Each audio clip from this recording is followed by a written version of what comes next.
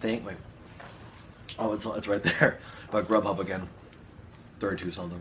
Not bad. It was a 28 when they came to the door though, because Grubhub always gives you the shit.